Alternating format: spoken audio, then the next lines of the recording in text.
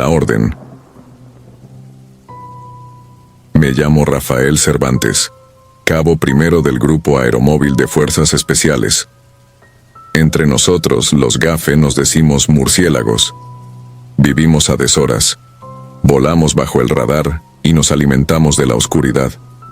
Han pasado 7 años, desde la misión que voy a relatar, y sigo durmiendo con la lámpara encendida, como un civil asustado, porque la noche aún huele a metal quemado y río podrido. En agosto de 2018, una semana antes del grito, nos desplegaron en la sierra de Atoyac, Guerrero. El parte hablaba de una célula criminal perforando minas abandonadas, pero el dato que importaba era otro. 36 campesinos desaparecidos en menos de 2 meses. Nuestra tarea era montar un puesto avanzado de vigilancia y preparar la zona para un golpe mayor. Éramos 14 hombres, armamento completo, visores térmicos, radios cifrados y un dron de reconocimiento capaz de leer una matrícula a 2 kilómetros. Llegamos al anochecer y levantamos campamento sobre un espinazo de roca. Al sur el barranco se tragaba la luz. Al norte los cafetales abandonados parecían una estampida de sombras tiesas. No había grillos, ni aves, ni perros. Un silencio de quirófano al aire libre. A las 00:17, durante mi relevo, escuché un chasquido seco contra la corteza de un pino. Pensé en un tejón, hasta que el sonido se repitió 3, 4, 5 veces, cada vez más cerca y en un ángulo imposible, como si aquello trepara por el aire. Reporté por radio.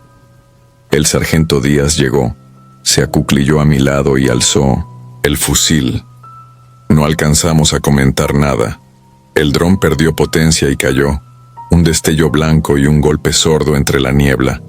Solicité permiso para recuperar los restos al amanecer. El segundo día encontramos el dron partido en 2. Las hélices estaban intactas, pero la carcasa mostraba 4 hendiduras paralelas, profundas, como si la hubieran apretado dedos larguísimos.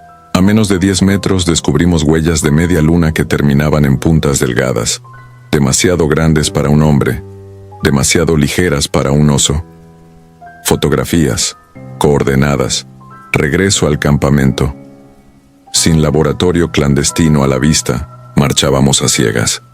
Al caer la tarde el aire olía a hierro. Bermúdez, nuestro operador de radio, intentó mandar el reporte y salió corriendo de la tienda con los audífonos sangrando. En la frecuencia se había colado un silbido agudo, como alambre tensado a punto de romperse.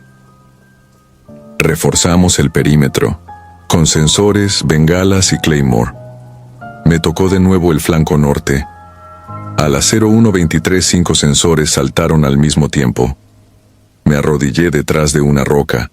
El visor apenas distinguía siluetas humanas, negras, alargadas, sin rasgos, desplazándose, sin ruido entre los troncos. El comandante emitió orden de advertencia por altavoz.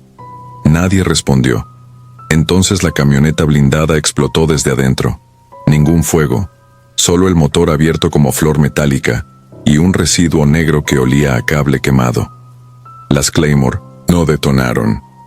Pasamos el resto de la noche inmóviles observando, con la certeza de que algo nos miraba de vuelta sin pestañear. Al amanecer descubrimos que todas las Claymore estaban desarmadas, los cables trenzados, los detonadores arrancados con precisión quirúrgica. También faltaban 2 cargadores y el cuchillo táctico de Guerrero. Nadie había escuchado pasos. El miedo era espeso. Hasta los gallos de los ranchos distantes guardaron silencio. Decidimos evacuar al mediodía. Cargamos lo esencial y destruimos lo demás. El único camino salía por un puente colgante sobre el río Coyuca, reducido en verano a un hilo brillante. Al pisar el primer tablón, el cable principal vibró con fuerza. Entonces lo vimos, colgado, cabeza abajo, balanceándose en los tirantes, un cuerpo de proporciones humanas salvo por brazos tan largos que rozaban la plataforma. La piel parecía cuero viejo y húmedo. La criatura aflojó los dedos tan largos como reglas escolares y se dejó caer. Tardó demasiado en tocar el agua, como si la gravedad dudara. La corriente se aclaró donde cayó, pero río abajo se volvió una tinta espesa. Atravesamos el puente sin disparar, conscientes de que ninguna bala había servido la noche anterior. Del otro lado el viento trajo un murmullo en cascada, palabras incomprensibles, casi latín, casi náhuatl, que se diluyeron al primer paso fuera de la estructura. El helicóptero de extracción nos levantó 3 kilómetros más allá. En ascenso las palancas temblaban, los indicadores bailaban, las pantallas mostraban fallas simultáneas. El piloto apenas sostuvo el aparato hasta Chilpancingo. El fuselaje tenía marcas alargadas, huellas negras de algo que se había aferrado durante el vuelo. Las cajas negras perdieron exactamente 66 minutos de registro. El parte oficial rezó: perturbación electromagnética asociada a actividad ilícita. Nuestro informe interno habló de objetivo no convencional resistente a impactos y fenómeno de desmaterialización parcial. Nadie fuera de archivos restringidos lo leerá. Bermúdez perdió un oído. Díaz pidió baja definitiva. Yo sigo porque el uniforme me mantiene en automático, aunque cada madrugada me despierta un silbido eléctrico idéntico al que destrozó el dron. Hace un mes limpiaba la bayoneta que llevé a Guerrero. Entre el filo y la empuñadura, hallé fibras traslúcidas que olían a río estancado. Las guardé para laboratorios. Al día siguiente, la bolsa estaba vacía y la mesa mostraba una huella abierta de 5 dedos desproporcionados, impresa como sudor corrosivo. Tardó días en desvanecerse y la madera quedó áspera, como quemada en silencio. No sé qué se llevó a los 36 campesinos ni por qué nos perdonó la vida. Solo comprendo que la sierra guarda secretos más viejos que cualquier cártel y que en ocasiones salen a cazar. Nosotros, murciélagos entrenados para romper sombras, descubrimos que hay sombras que nos rompen a nosotros. Escribo para exorcizarme, aunque sé que es inútil. Cada vez que cierro los ojos, vuelve aquel chasquido seco, la vibración del cable, el cuerpo flotando al revés. Nada detuvo a la figura y quizás nos eligió como mensajeros. Cuando las luces de la ciudad parpadean de madrugada me pregunto, ¿cuántos de los desaparecidos vagan sin rostro entre laderas olvidadas, aguardando a cientos que alguien pronuncie su nombre para reclamarlos? Mientras tanto, la sierra calla, y el eco del silbido anuncia que algún día querrá respuesta. Infante abismal. Me llamo Rafael Méndez y todavía llevo clavados en la espalda los años que pasé en el batallón de fuerzas especiales, aquellos que dentro del ejército conocemos como gafes, o, en los pasillos más oscuros, murciélagos. En 2014, cuando todo esto ocurrió, yo era operador de reconocimientos profundos. Nada me quitaba el sueño, ni los cruces de fuego, ni las caminatas con 40 kilos encima, ni la idea constante de que, para los nuestros, la muerte es un costo operativo más. Eso creía. Hasta la selva lacandona. Nuestra patrulla de 5 hombres, Aldana, el Topo, Sánchez y el Cabo Suárez, había recibido la orden de internarse en el corazón verde que late al sur de Benemérito de las Américas, casi tocando la frontera con Guatemala. El objetivo oficial era encontrar una pista clandestina usada por traficantes. El real, nunca lo supe, porque los papeles venían velados y las preguntas se castigaban con silencio. Las lluvias veraniegas ya se habían adelantado, y la vegetación era una muralla viviente, un laberinto de lianas, raíces y vapores que subían desde la hojarasca como si la tierra exhalara. Avanzábamos un promedio de 500 metros por hora. Entre los árboles retorcidos apenas se filtraba la luz, y la brújula giraba loca cada que el relámpago partía las nubes. Nos guiábamos con GPS de muñeca, pero hasta el satélite parecía dudar en ese lugar. El primer síntoma extraño llegó con el sonido, un llanto agudo que viajaba entre los troncos, tan claro como si alguien sujetara un micrófono junto a nuestra oreja. No se trataba de un mono aullador ni de un tucán, tampoco de la queja lejana de un felino. Era sin la menor duda un bebé. El cabo Suárez alzó la mano y detuvo la columna. Observamos cada dirección, encendimos térmicas y pasamos revista de perímetro, convencidos de que podía ser una trampa. Un infante abandonado en la selva es imposible, en todo caso, un señuelo para atraer gente armada. Sin embargo, el visor marcaba solo siluetas borrosas de fauna pequeña.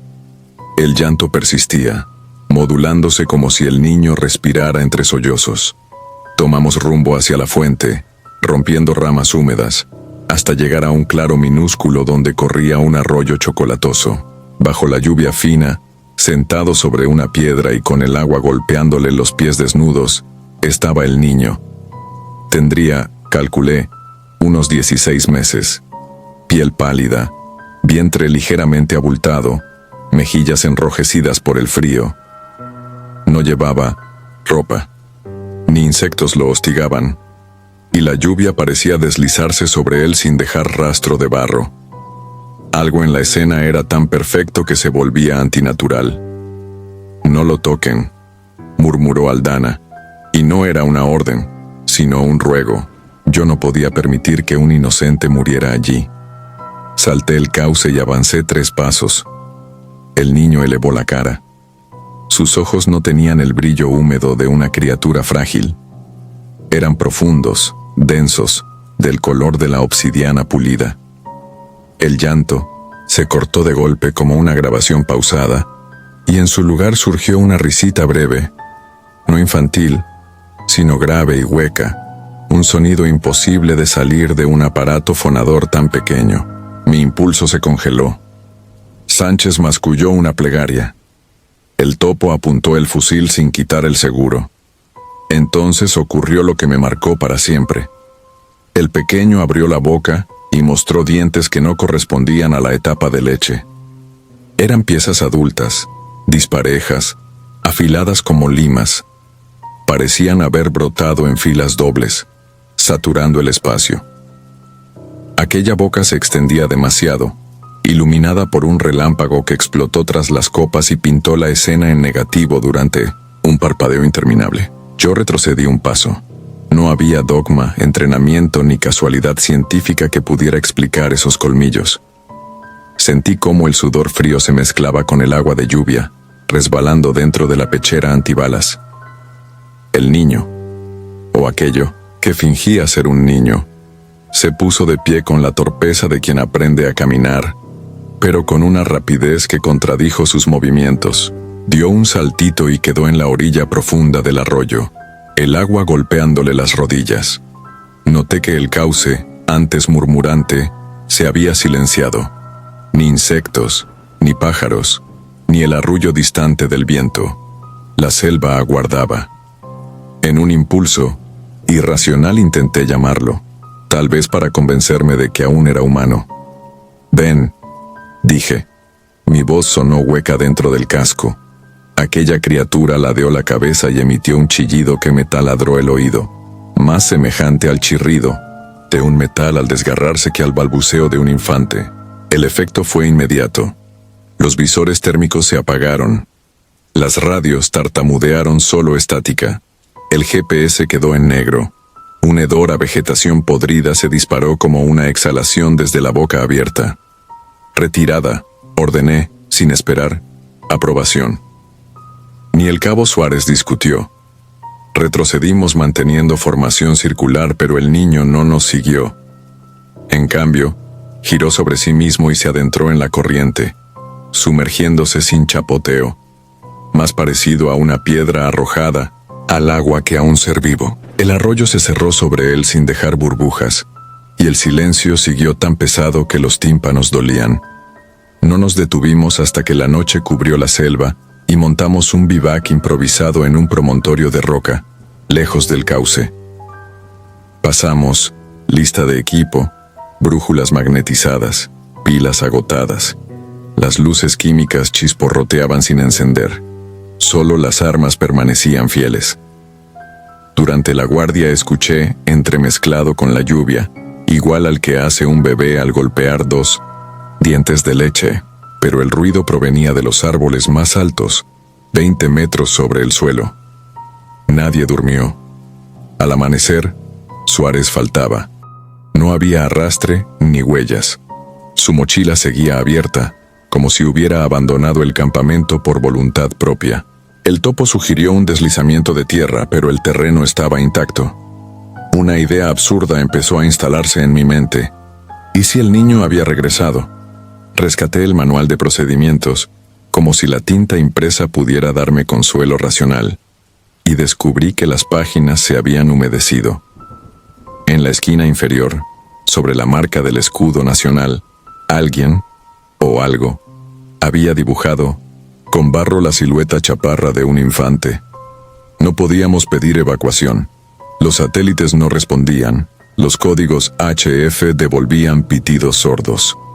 Continuamos hacia el punto de extracción, cada vez más despacio, sintiendo ojos entre las frondas. El topo empezó a delirar. Murmuraba que el niño era un nahual antiguo, guardián de los ríos. Sánchez, siempre creyente, recitaba salmos. Yo me aferraba al acero del fusil como quien se aferra a la lógica, pero la lógica se oxidaba a cada kilómetro. Al caer la tarde topamos con un asentamiento abandonado. Chozas de palma aplastadas por enormes ceibas, senderos tragados por raíces. Bajo un alero desplomado encontramos lo que quedaba de un altar doméstico, y sobre él, el chupón de un bebé, intacto, reluciente a pesar de los años. Nadie lo tocó. Entonces escuchamos de nuevo aquel llanto, tan cerca que vibraba en el estómago. Aldana giró, disparó una ráfaga al vacío y el eco rebotó infinitamente, como si la selva careciera de fondo donde estrellarlo. La noche se manifestó con bruma.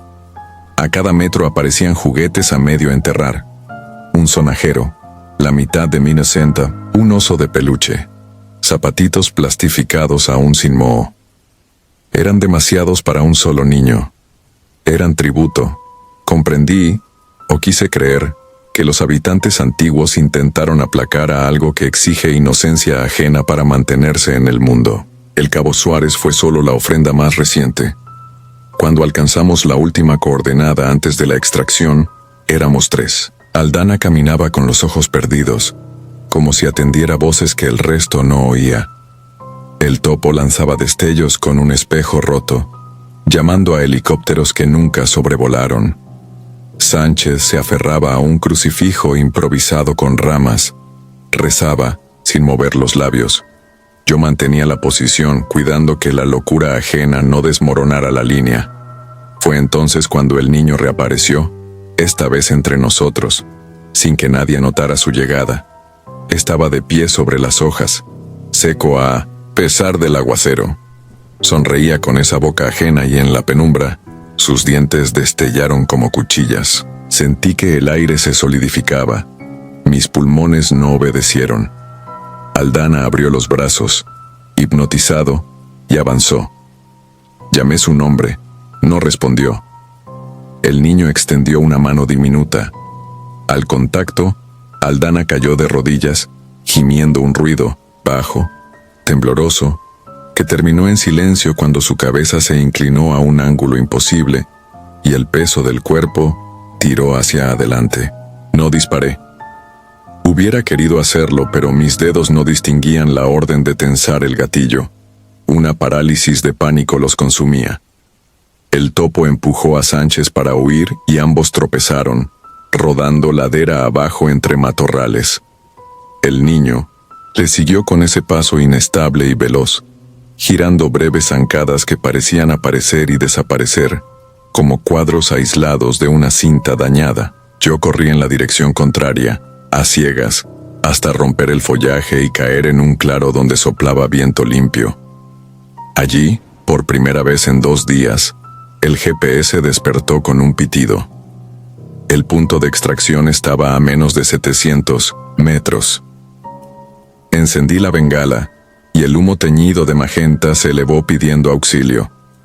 Durante los 15 interminables minutos que tardó el helicóptero en llegar, Escuché pasos menudos bordeando la maleza, el chasquido de dientes que jugaban a rozarse y cada tanto, la risa adulta filtrada por la garganta de un recién nacido.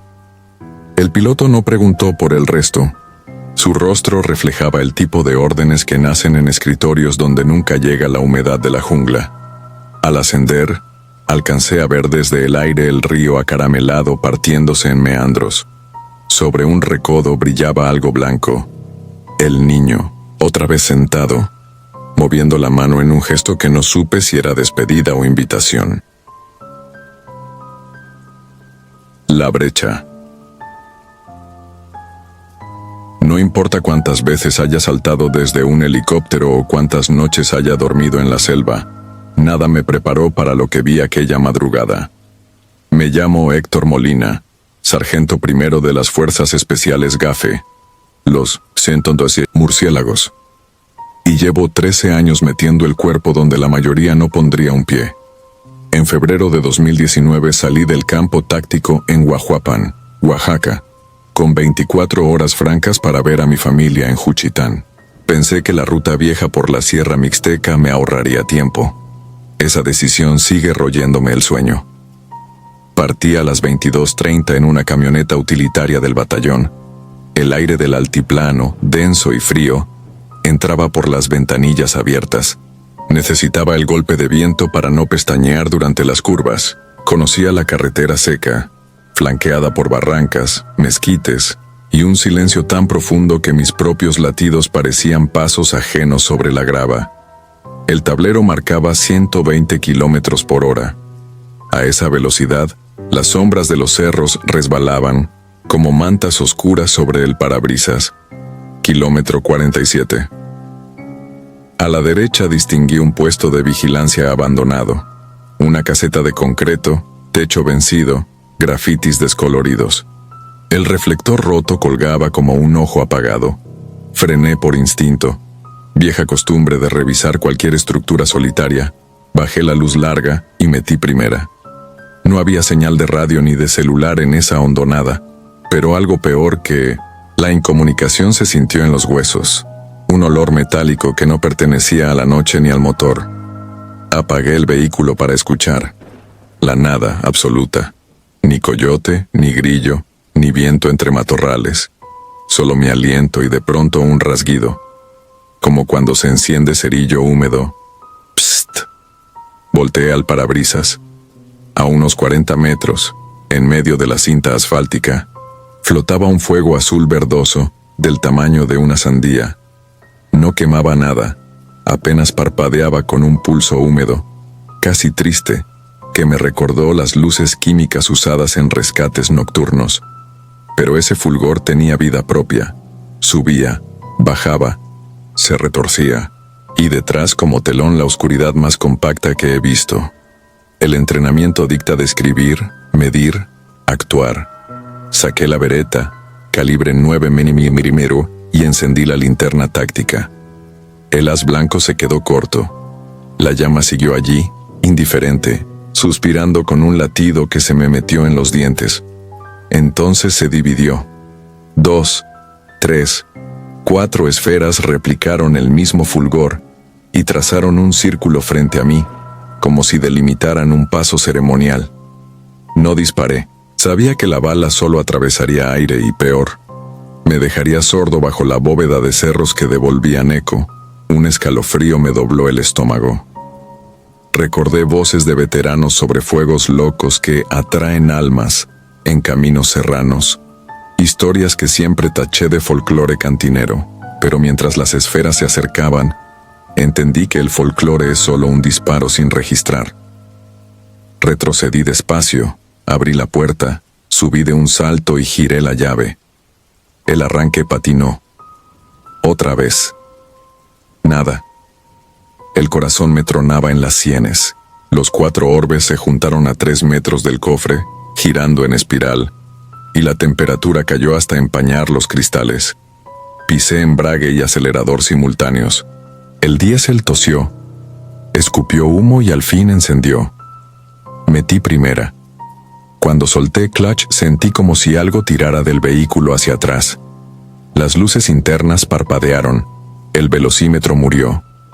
Apreté los dientes, clavé el pie al fondo y la camioneta avanzó a tirones, rechinando como si arrastrara cadenas invisibles.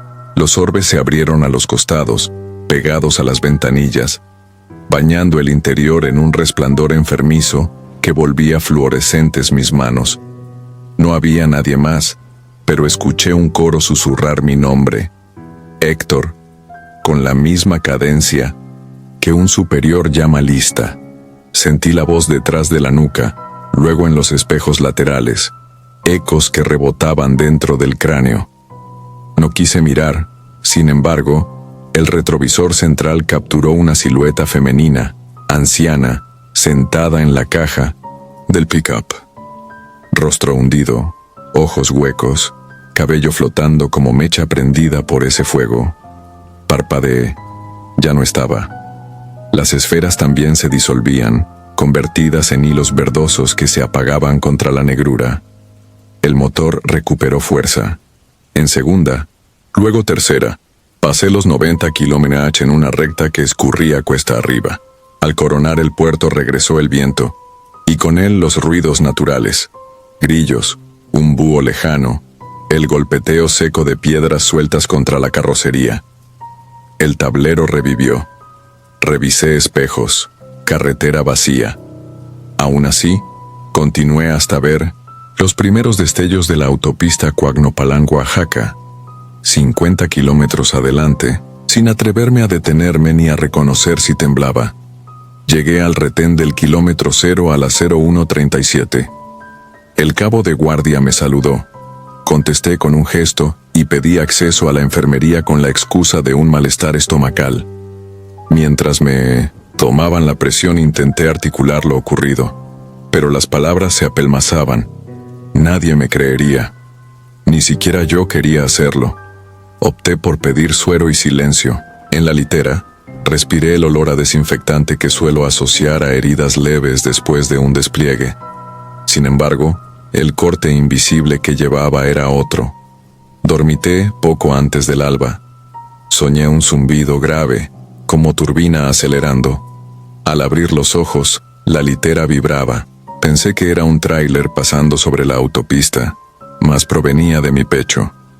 Mi marcapasos biológico desbocado. La fiebre marcaba 38 de Guin y subía. El médico militar preguntó qué me había ocurrido en la montaña. Guardé silencio. Él vio algo en mis pupilas, quizá el reflejo de la llama imposible, y ordenó reposo de 24 horas. Acepté el reposo físico. Sobre el mental, no pude hacer nada. A mediodía, el oficial de operaciones convocó un briefing. Se reportaron rumores de brujería carretonera entre los habitantes de Zapotitlán. Desapariciones, luces nocturnas, cadáveres de chivas sin sangre. Sugirió aumentar patrullas, pero descartó el tema como superstición. Palabra maldita para cualquier murciélago. Escuché en silencio, sintiendo el pulso en los dedos como si todavía sostuvieran el volante mientras la carretera tiraba de mí hacia la nada. Esa noche me asomé al patio de armamento. Desde la grada se veían las montañas recortadas contra un cielo sin luna. El aire olía a tierra húmeda y diésel. Entre los contenedores de munición, distinguí un chisporroteo verde. Fue apenas un destello, como reflejo en cristal, pero suficiente para helarme. Parpadeé. Nada. Sin embargo, comprendí que la sierra había marcado su territorio. Uno no cruza ciertos límites sin pagar peaje. En el informe oficial registré fenómeno lumínico no identificado, sin contacto hostil. Mentí cuando anoté que no había habido afectación al equipo ni a la tripulación. Yo era la tripulación. Y sigo afectado. Desde entonces cargo una navaja con empuñadura de ocote bendecido, regalo de un sargento mayor zapoteco que juró que el ocote arde aún bajo el agua. No creo en talismanes, pero necesito algo que me recuerde que mis manos pueden oler a resina y no a miedo. Han pasado 6 meses. Duermo con la lámpara encendida, algo que nunca hice antes, ni en campaña. El brillo tenue me asegura que las sombras siguen siendo sombras, y no la antesala de aquel fuego vivo. A veces, en maniobras nocturnas, el reflejo de una linterna contra el uniforme de un compañero me sobresalta y levanto el fusil antes de pensarlo. No cuento esto para buscar lástima. Lo dejo escrito porque sé que otro murciélago tomará esa misma brecha algún día, confiado en su mira nocturna y su chaleco balístico. Si lees este reporte extraoficial, recuerda que allá afuera hay cosas que no se rinden ante calibre ni estrategia. Si el camino se queda mudo y el aire huele a metal frío, retrocede.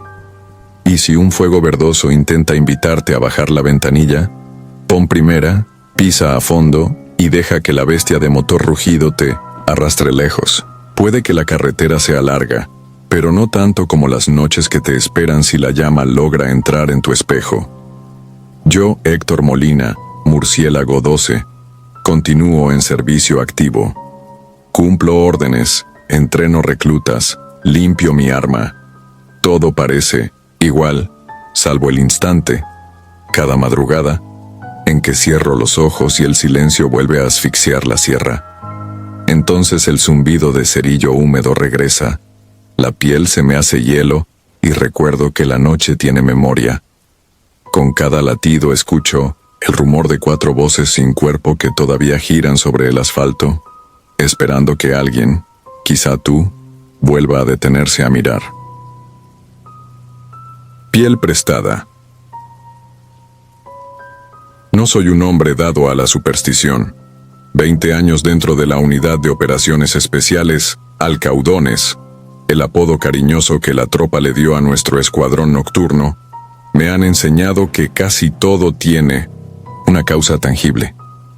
Pero lo que voy a relatar se escapa de cualquier protocolo, de cualquier manual y de cualquier confesionario.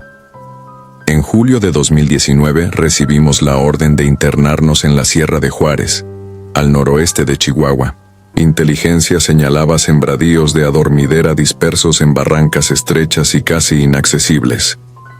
Éramos 12 operativos divididos en 4 equipos. A mi cargo iban el cabo Vargas, el radiooperador Íñiguez y 2 pastores belgas adiestrados para rastreo, Zeus y Alba.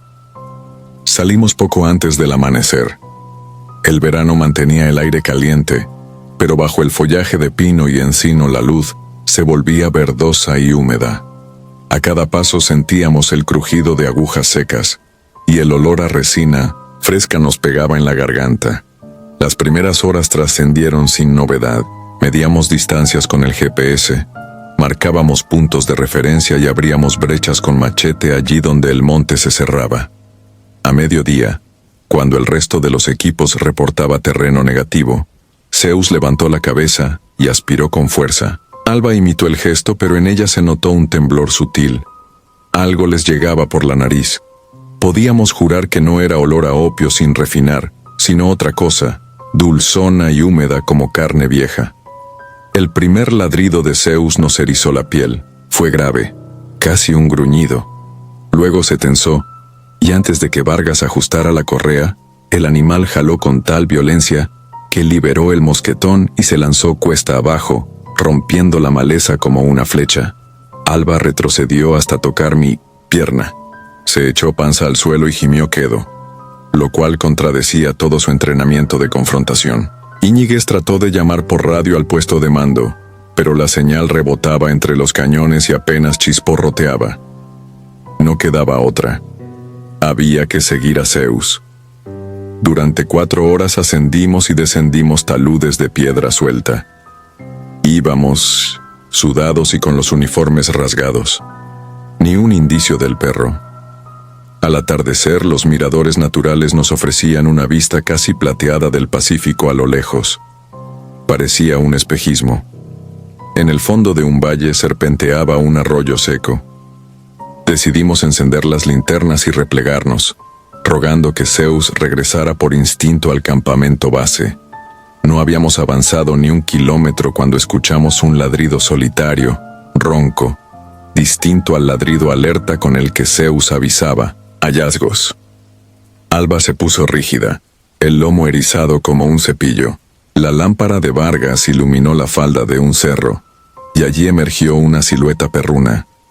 A primera vista era Zeus, pero al acercarse notamos detalles imposibles de ignorar. Le faltaba el chaleco balístico, el pelaje lucía extrañamente flojo, y sus ojos, reflejados por el LED, parecían redondos desprovistos de esa chispa vivaz que hace únicos a los pastores belgas. «Quieto, muchacho». Vargas apenas susurró la orden. Entonces reparé en la pata trasera izquierda. El animal cojeaba, pero no por lesión. Daba la impresión de no saber flexionar bien la articulación, como si la extremidad no le perteneciera. Cada zancada desacompasada hacía que la piel sobrante le colgara en pliegues, revelando costuras naturales demasiado amplias, como si hubiese adelgazado en cuestión de horas. Alba rompió a ladrar con furia, saltó para interponerse entre aquella cosa y nosotros. El supuesto Zeus detuvo el paso, ladeó la cabeza y emitió un sonido agudo, más próximo a un chillido que a un gruñido. En ese instante, vi como la piel del cuello se le desplazaba varios centímetros sin que la cabeza cambiara de posición. Mi estómago se revolvió. Esa piel era un disfraz burdo, quizá recién robado. La criatura avanzó de nuevo y Alba se abalanzó para morderle el lomo. El impacto sonó hueco, como golpear un saco medio vacío. El perro respondió con una sacudida de mandíbula que arrancó un trozo de la oreja de Alba y la arrojó contra un tronco, donde quedó gimoteando. Los focos tácticos revelaron algo que todavía me cuesta describir. Bajo la abertura que dejó el tirón, no brotaba sangre roja, sino un líquido negruzco, espeso, que no goteaba sino que se retraía como si tuviera vida propia.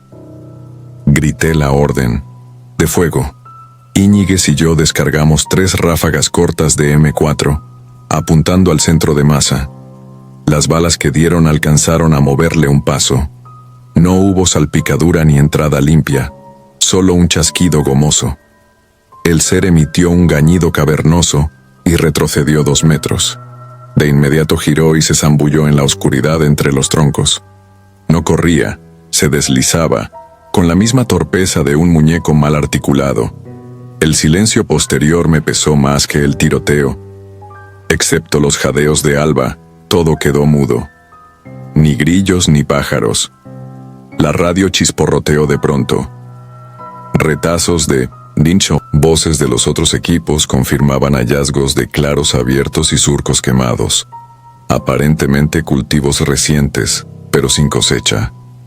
El teniente Coronado pidió concentración en el repliegue, algo sobre señales irregulares en el espectro.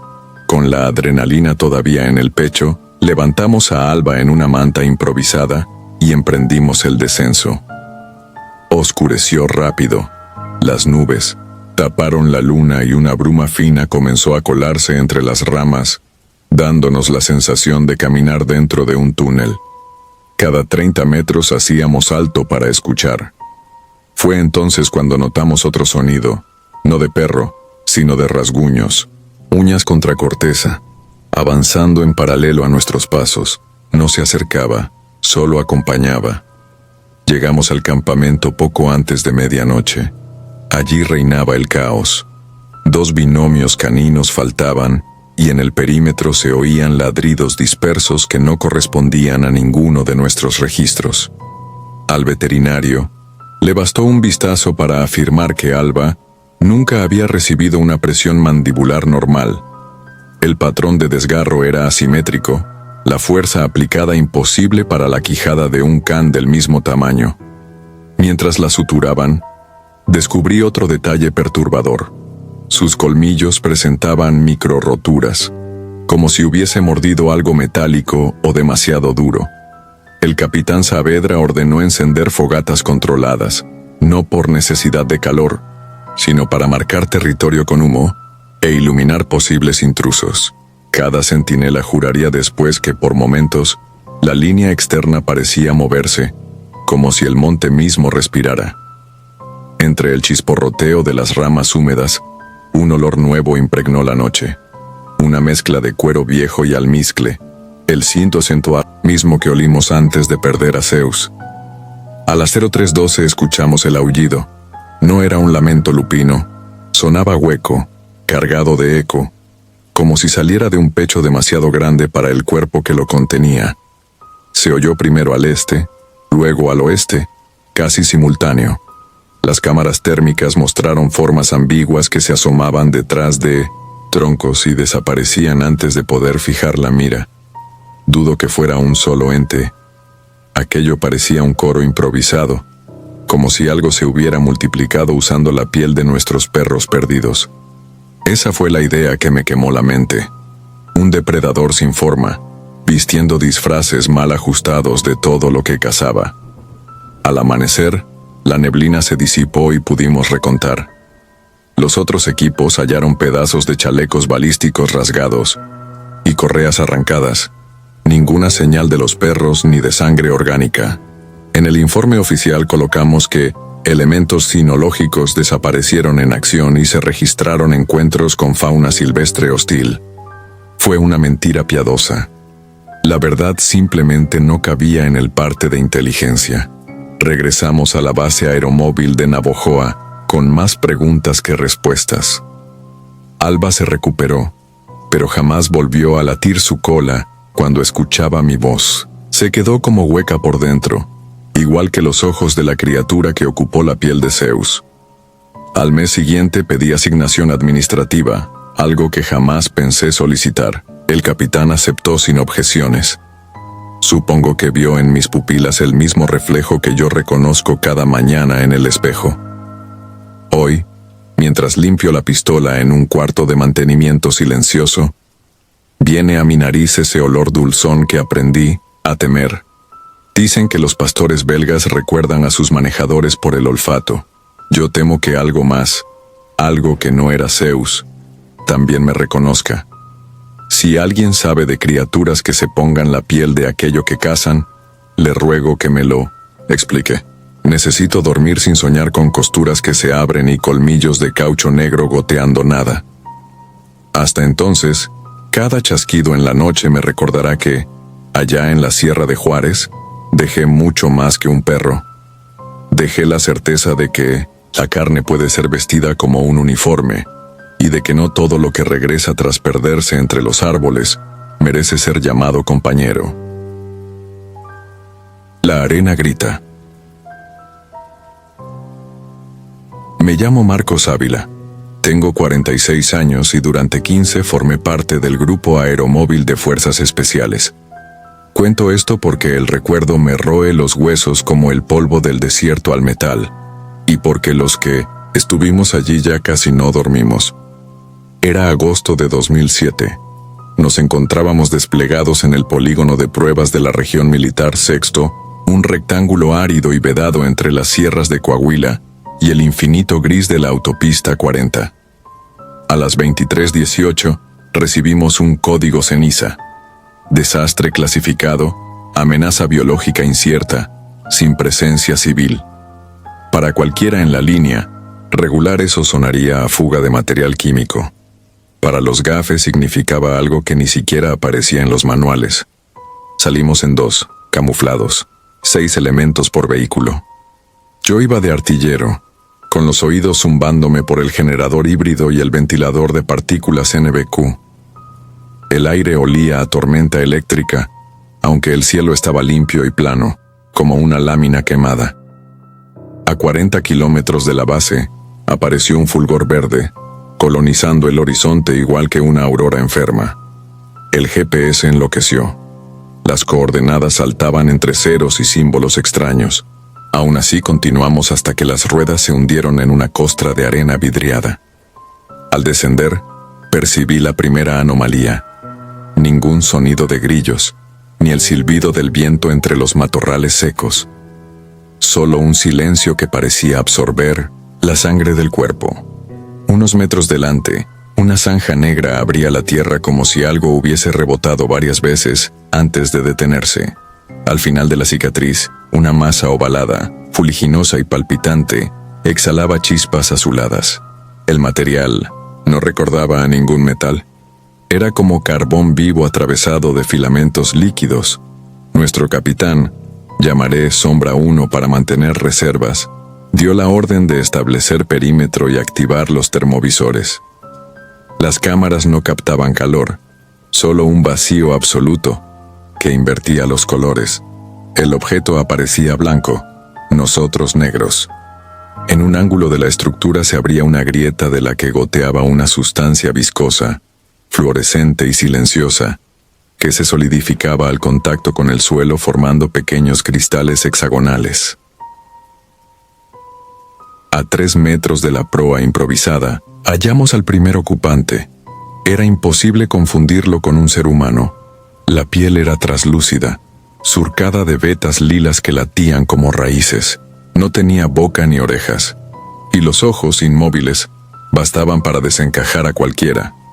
Pupilas verticales dentro de una córnea espejada que reflejaba una noche sin estrellas.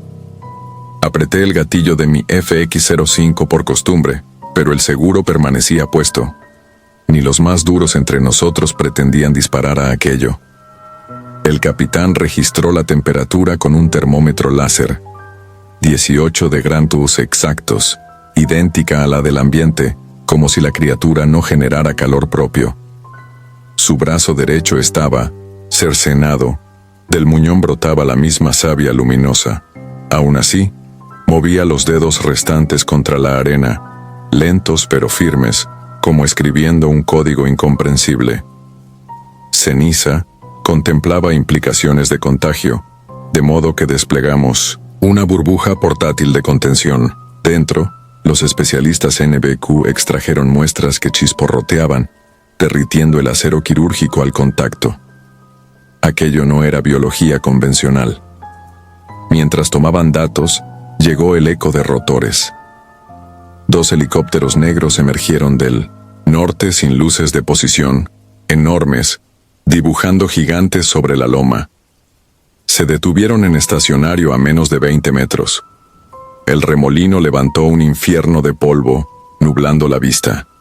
Sin marcas oficiales, sin matrícula, solo el contorno de un águila estilizada en los costados. Descendieron 11 hombres con uniformes que tampoco reconocimos. Sus cascos reflejaban nuestro láser designador y nos cegaban con destellos que arruinaban la visión nocturna. El jefe del grupo extranjero se acercó al capitán. No alcancé a oír sus palabras. Habló apenas unos segundos. Mostró un brazalete con un emblema que no identificaré, y de inmediato nos replegaron como si hubieran ensayado nuestra obediencia. No apuntaron armas, pero bastó el modo en que sus miras térmicas se detuvieron en cada uno. El mensaje era claro. Ellos mandaban. Nos ordenaron formar un cordón mientras desplegaban contenedores de aleación oscura con válvulas de nitrógeno. Introdujeron al ser aún vivo en uno. Dentro, la tapa semitransparente se empañó como si alguien respirara, aunque no vimos tórax moverse. El segundo contenedor era más largo. Dentro deslizaron algo envuelto en mantas reflectantes. Probablemente, otro ocupante ya inerte. Después llegó lo peor. Transportaron un cilindro metálico hasta la grieta del fuselaje y abrieron la válvula. Una nube blanca devoró las brasas azules. El material dejó de palpitar y se encogió como piel quemada. Al disiparse el gas, el objeto había perdido todo, color, quedando gris opaco, sin forma definida, quebradizo. Lo cortaron en secciones y las cargaron a los helicópteros con grúas suspendidas. Nos hicieron firmar documentos redactados en 3 idiomas, con amenazas explícitas de cárcel militar perpetua ante cualquier filtración. No nos permitieron conservar fotografías ni muestras. Apenas salieron del rango visual, el capitán ordenó evacuar, pero tardamos más de 1 hora en localizar nuestros vehículos. Las brújulas giraban en círculos y el punto de referencia satelital seguía muerto. De regreso a base, nadie habló. El polvo cubría las caras y el olor a tierra ionizada se quedó pegado al uniforme. En la enfermería, el radiómetro marcó picos de radiación alfa en los guantes y en las suelas. Los médicos nos bañaron con ácido peracético. El agua del Nino 106 drenaje salió turbia y fosforescente. Durante las semanas siguientes nos enviaron a distintos destacamentos, como piezas sueltas de un rompecabezas que ya no debía coincidir. A mí me tocó escoltar convoyes humanitarios en Chiapas. A Sombra 1 lo ascendieron y luego lo retiraron con pensión anticipada. Uno de los sanitarios, Cruz Sánchez, sufrió hemorragias en la piel parecidas a quemaduras químicas. Nadie autorizó exámenes. Yo empecé a escuchar cada madrugada el zumbido de rotores en la distancia. Incluso dentro del cuartel, donde ningún helicóptero podía volar tan bajo, el médico militar lo atribuyó a estrés postraumático. Recetó benzodiazepinas y me mandó 30 días de licencia. No sirvió.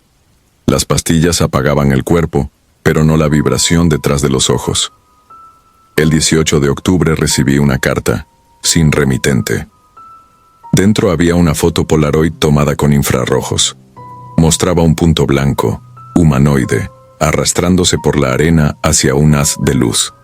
En el borde inferior, con tinta negra. No fue el único. Quemé la imagen, pero el olor a plástico derretido me devolvió al momento en que aquel metal extraño se apagaba bajo la nube química. Un año después pedí mi baja definitiva. Desde entonces vivo en un pueblo salinero al borde de la Laguna del Rey, donde la señal de teléfono se pierde al atardecer. A veces, mientras el sol hunde las dunas en una sombra uniforme, recuerdo el silencio perfecto que envolvía aquel sitio, un silencio tan absoluto que parecía comer incluso los pensamientos. Hay noches en que despierto bañado en sudor, con la sensación de que la tierra vibra bajo el colchón. Me asomo y no hay viento, no hay insectos, no hay ladridos lejanos. Solo una quietud antinatural donde ni siquiera las estrellas parpadean. Entonces vuelvo a oler el ozono y el cobre quemado, y veo el reflejo de mi rostro en pupilas que no existen. Nunca sabré qué clase de inteligencia cayó aquella noche. Lo que sí sé es que no pertenecíamos allí. Ni nosotros ni los hombres sin bandera que nos sustituyeron. Ese pedazo de cielo se abrió solo para dejar pasar algo que no entiende de líneas en los mapas, ni de juramentos a la patria. Algo que, tal vez, sigue reclamando la carne que le arrebatamos. Al amanecer, cuando el rumor de la laguna despierta al desierto, siento que la arena murmura bajo mis botas. Si acerco el oído, juro que puedo distinguir un susurro grave, como metal temblando dentro de una caja sellada. La voz de un tripulante que nunca regresó a su origen. Y yo, que he cargado armas contra hombres de carne, descubro que nada da más miedo que un secreto enterrado donde nadie podrá excavar, porque el desierto no olvida, solo espera. Algún día, cuando los satélites se apaguen y las rutas aéreas queden vacías, la arena se abrirá otra vez y devolverá aquello que se llevó.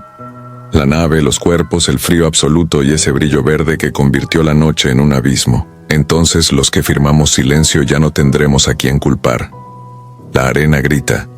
Yo la escucho todas las noches. Y sé que un día responderá alguien, quizás desde muy lejos, quizás justo bajo mis pies. Cuando llegue ese instante no habrá helicópteros negros ni manuales de contención. Solo quedará la misma oscuridad que vimos parpadear en los ojos sin párpados de aquella criatura, y el eco de nuestra propia respiración, perdido para siempre en el desierto que aprendió a devorar el sonido. Si disfrutas de los relatos, te invitamos a apoyarnos con un like y un comentario, ya que eso nos ayuda muchísimo. Además, si aún no estás suscrito o suscrita, te animamos a formar parte de la comunidad del terror. Muchas gracias por escucharnos y por tu apoyo.